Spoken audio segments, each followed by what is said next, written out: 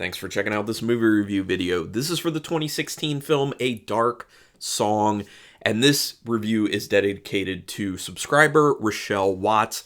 Thank you for asking me to watch this film because I'm typically not into this type of film where it's kind of like, oh, we're doing magic, dark magic things, or any sort of like haunting movies or possession or any of those types of things, which I feel like are all pretty closely related. But I did enjoy this one a decent amount, more so than I really expected to, so thank you for recommending it. So let's go ahead and talk about A Dark Song. Written and directed by Liam Gavin, who directed 2 episodes of The Haunting of Bly Manor, which I have not watched yet. I heard middling things about it. The house used in this film is actually 2 separate locations. The outside is a mansion in Ireland's countryside, and the interior shots are all a townhouse in Dublin. So go figure, those 2 locations couldn't be more different.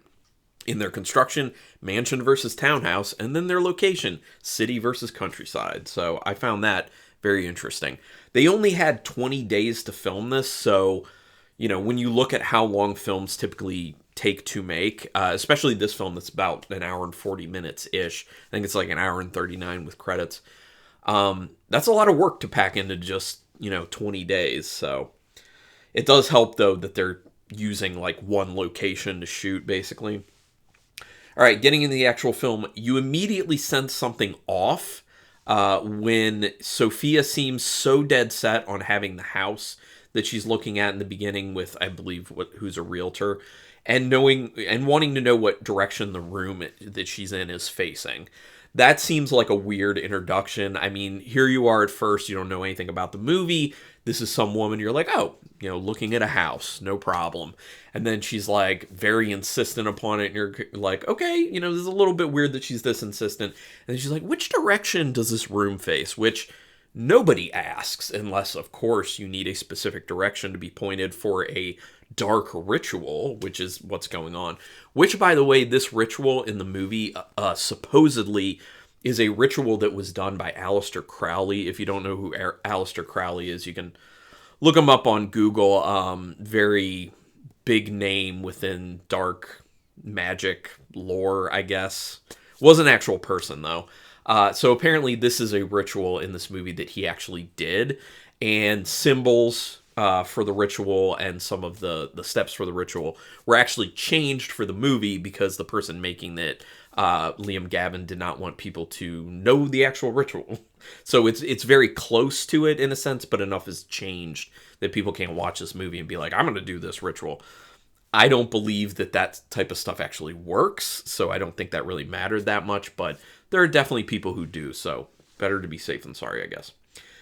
Out of the gate, the movie looks great. Visually very pleasing to me. Really loved looking at this movie.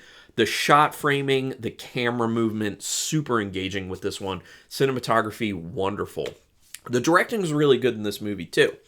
As far as it goes to the entirety of the movie, everything technical, I think all technical things were good. I really did like the music that they used in it. I think I wrote about it in a point or two about kind of like the string, like the low sounding string instruments that are used, I think add a lot to the movie, add a lot to the atmosphere, the feel.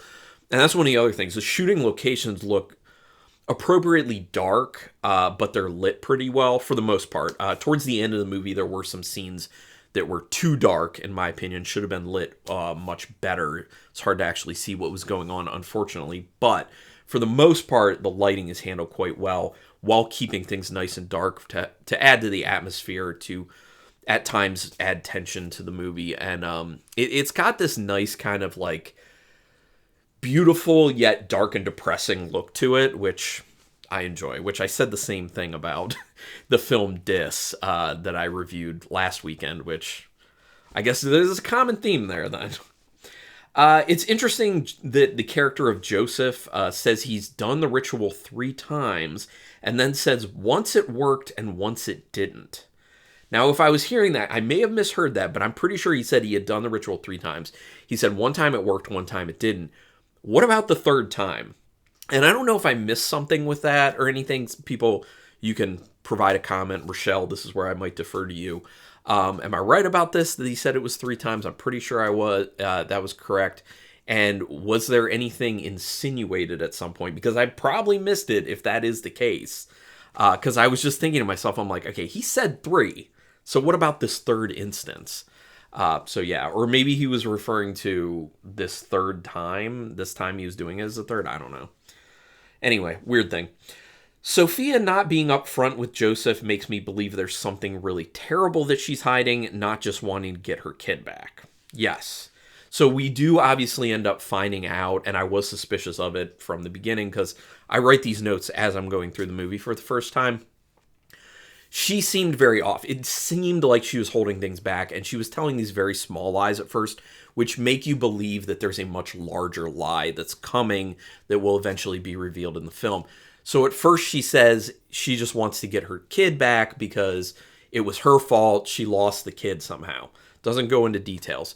Excuse me. And then it comes out later that that's not what's really going on when she's forced by Joseph to actually tell the truth. And she says that actually she wants vengeance because there were these teenagers who were trying to do a dark ritual and they killed her kid, which is kind of a very weird story. I was actually expecting that aspect of the story to end up being also not true, but they never said otherwise, so I guess that was true. It's a very weird thing. I think maybe they should have gone, or Liam Gavin should have gone with something different as far as how her child died. So she was just looking for vengeance at that point, which it's funny when it's eventually revealed because you expect Joseph to be mad that that's what she wants because it seems like it's something that's not pure. Because wanting to have your child back, like, people can empathize with that. It's more of a pure thing, like you're grieving. You want to see your kid again. It's love. Versus vengeance is a very dark thing. But he is fine with it. He's literally like, look, I'm just mad you lied to me because this changes a lot of things with the ritual. We got some making up for this to do, and that's where the whole cleansing of her has to go on. But he was mad about that. He was like, I don't really care. You can have your freaking vengeance. Like, I don't care. You should have just been upfront with me. And I kind of feel like if she's feeling this low in her life, and if she's going to someone to do a dark ritual like this, you should definitely be upfront with people. Just be totally upfront. But I think maybe she had some hesitance because she had gone through a few other people who she tried to get to facilitate this, and they said no to her. So I think she was and also Joseph almost said no to her. Well, he did say no to her initially, but she was able to convince him to actually go ahead and do it. So I think she really wanted to tread carefully. So I think maybe that was the reasoning for it, but not a great idea, obviously. You do feel for Sophia, but can't view her as a good person because she literally says that she doesn't care about right and wrong at one part in the movie, and seems like she would do anything to get her child back. Now, at that point, we think to get her child back, but really she would do anything for vengeance, in essence. That's where, like, you feel very conflicted. You're like, yes, I feel sorry for this person, but she's literally said that she would basically do anything, and she really doesn't care if what she's doing is wrong. She literally says that to Joseph. So she's not a good person. Maybe she was, but she's gone so far down this dark hole of grieving and depression after losing her child, which is understandable. But to then go to the point of being like, I'm willing to do anything, including really terrible things, messed up. The dead wolf, covered in maggots that she ends up seeing outside at one point, seems like a very strong bad omen. Now, obviously, the wolf ends up showing up at the end when all the nightmarish things are going on in the dark, where it's really hard to see what's going on. And that's kind of a reference, I feel, to the wolf in the beginning, but I do feel like that dead wolf with the maggots is supposed to be there to be like, bad things are coming. This is your omen right here that bad things are coming. So I like that. Also, it looked really gnarly. They did a good job with that one. Having to seal the house off for the actual ritual creates increased danger in the movie, which I thought was a pretty good move, since it becomes a fact that Sophia and Joseph can't actually leave if something ends up going wrong, and that's why the stakes seem even higher at the point when, Joseph falls on the knife and he's obviously bleeding a lot, and then it ends up getting infected, and, he eventually dies from it. But I think he viewed that as this is actually all a part of the ritual. And I'll talk a little bit more to kind of hit what I theorize his motivation for what he wanted out of the ritual being. But he says it, but I think it's kind of code. But anyway. But yeah, finding a way to trap these people, definitely ups the stakes, ups the tension. Real quick, pause for horror hydration. Sorry, throat gets very dry doing these. All right, all the steps of the process for the ritual are explained in an interesting manner, which I really appreciated. And with how many steps there are and how daunting they seem to go through, it immerses the audience in the experience that the characters are going through. I really do think that the whole pacing of those components of the ritual and how in-depth it was and how it's explained was great. That's one of my favorite things about the movie, other than how it looked, is, this whole process. They did a really good job of making it feel real, of making you feel how the characters, how Joseph and Sophia are feeling as they're going through it, and just how long and drawn out that portion of it is, not in a bad way, is a really good way to kind of immerse the audience in it, and then they feel like it's a long, drawn out, hard process. So I like that. Sophia saying she doesn't do forgiveness seems to point to what is really going on with her, and it's revealed later that her intent is vengeance. So obviously when she made that comment, I don't do forgiveness, when she's asked by Joseph to forgive, I immediately was like, okay, well then this is pointing to something. And at that point I was theorizing this is a vengeance type thing, and what she was saying about her kid probably isn't on the up and up, that it wasn't her, it was someone else who was responsible for the death of the child. It's interesting how Joseph says he does what he does just to know and to see as he says it, see the architecture. It's one of these things where it's like, Sophia questions, why do you do this? And he's just like, I just want knowledge, basically. Which a lot of people would say, knowledge is power. So I understand that. Like, he feels powerful because he knows this stuff, and it's not something that a lot of people know how to do, and it's gives him insight into the world in a way that a lot of people don't know. So I think that's a lot of it, is he just likes knowing more. And like he said, to see the architecture, like it's kind of this like age-old question of why, why do we exist? What is life? What's the purpose of life? That stuff. So I think he's kind of chasing those things with what he's been doing. But, and I'll talk about this a little bit more later, I do think he's gotten to a little bit of an end point with doing that in life. So I'll talk about that later. As soon as the sexual aspect ends up showing up in this, it did make me question Joseph and what he was actually doing. Because for a little bit there, I was kind of thinking, wait a minute. Is he being real about this, or is this all fake? Has he faked being able to do these rituals? And it further makes you think that when they have the part later on where Sophia finds all his books and everything's blacked out, and then she ends up leaving the house and she crosses that line of salt and nothing immediately happens to her. Then you're just like, oh my gosh, all this time, this ritual could have been, bunk, and this guy could just actually be some sick dude. And when the sexual aspect came into it, when he had her get naked and he jerked it, I was just like, that's when I started being like, oh yeah, this might not be on the up and up here. But it ended up not being that way. But, good to make people question. The scene of the gold flakes kind of falling on Sophia is visually very cool. I thought that looked wonderful, like all the dark around it, and then just where she is very light and glimmery and vibrant, and it's really cool. And then that happens again when the angel shows up at the very end. But that's also a scene that I kept coming back to in my head when I started to question what was really going on and that maybe this wasn't real. I then was thinking back and I was just like, yeah, but the flakes falling, unless, and then I did think, unless maybe that was all in her head because she also was given these mushrooms, toadstools to make her sick, and that could have also caused some psychoactive effects.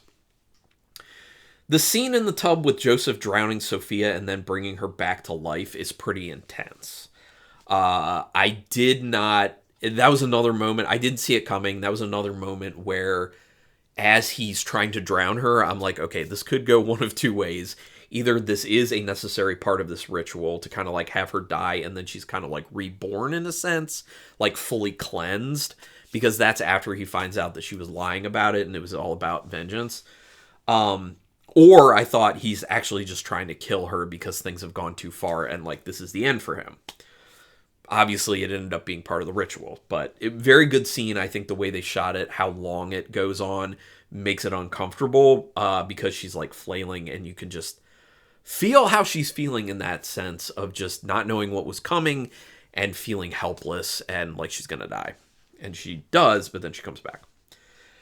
Joseph saying his wish is to be invisible seems like a lie when he ends up telling Sophia. And my theory on that one is that what he was actually trying to say is that he wanted his life to end. And I'll talk about that again at the very, very end of all the events that I'm talking about with the film. But just to kind of throw that out now and then expand upon it later, you know, I was saying that he wanted to see the architecture and I thought that maybe he'd come to the end of that. He then says he wants to be invisible. Very easy way to be invisible if you're not alive anymore. So, Sophia finding Joseph's books all blacked out is an interesting moment. It makes you wonder if it signals something about him or about her. And in the end, it mainly just ends up being kind of a red herring in a sense to make you question what's going on for a bit. Excuse me. And it makes her obviously question what's going on, which is why she ends up leaving the house. Although she does question it numerous times throughout the process. But a lot of that ends up becoming, she just gets worn down.